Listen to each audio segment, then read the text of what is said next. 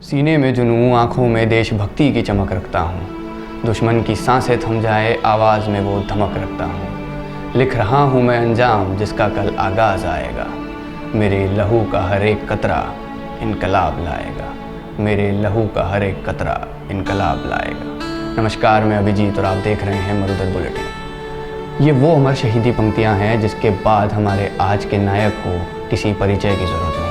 जी हाँ, 23 साल 5 महीने और 26 दिन की उम्र में इस नौजवान ने जितनी किताबें पढ़ डाली, जितना राजनीति को समझा, जैसा संगठन बनाया और नौजवानों को प्रोत्साहित किया, उनमें ऊर्जा भरी और जिस तरह की कुर्बानी वो दे गए, उसकी दूसरी मिसाल शायद ही दुनिया में मिलना मुश्किल है। आज 28 सितंबर है और अक्सर ये तारीख हमें याद नहीं रहती, लेकिन 23 मार्च की तारीख हमें याद रहती है।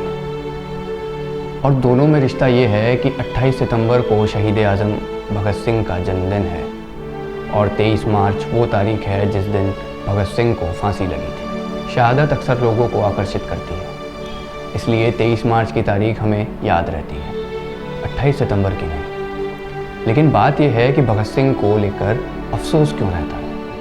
अक्सर सार्वजनिक चर्चाओं में ये सुनने को मिलता है कि भारत अगर भगत सिंह के रास्ते आज़ाद हुआ होता तो शायद सूरत कुछ और होती। ये तो बुरा हुआ, या फिर यूँ कहें कि भारत की बदनसीबी है कि वो महात्मा गांधी के रास्ते आज़ाद हुआ। अगर बात की जाए शहीद आज़म की क्रांति की शुरुआत की, तो अमृतसर में हुए 1919 में जलियांवाला बाग नरसंहार ने 12 साल के उस बच्चे को ऐसा क्रांतिकारी बनाया जिसके बलिदान ने मौत को भी अमर बना दिया। भगत सिंह कहते थे कि वो मुझे मार सकते हैं लेकिन मेरे विचारों को नहीं।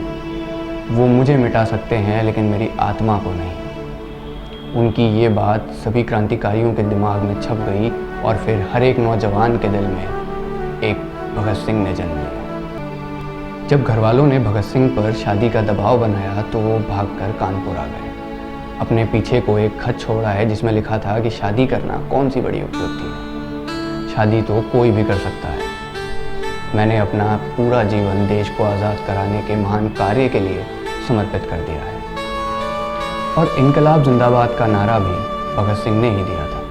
भगत सिंह ने अपने 2 अन्य साथी सुखदेव और राजगुरु के साथ मिलकर काकोरी कांड को अंजाम दिया।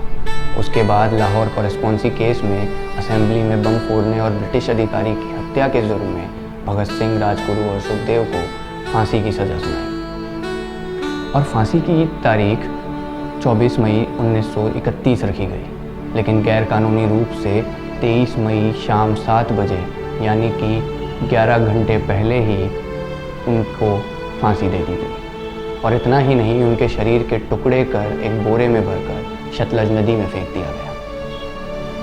आसपास के लोगों ने देखा तो उन टुकड़ों को निकाला और फिर जैसे तैसे कर टुकड़ों को जोड़ उनका तर्पण किया गया। आज सारी दुनिया भगत सिंह को जानती है, लेकिन भगत सिंह तो एक सोच है। तो आज के इस कार्यक्रम को उनके ही लिखे एक कलाम से विराम दूंगा। वो लिखते हैं कि मैं रहूं या ना रहूं, ये वादा है मेरा तुझसे। मैं रहूं या ना रहूं, ये वादा है मेरा तुझसे। मेरे बाद वतन पे मरने वालों का सैलाब आएगा। मेरे बाद वतन पे मरने वालों का सैलाब आएगा।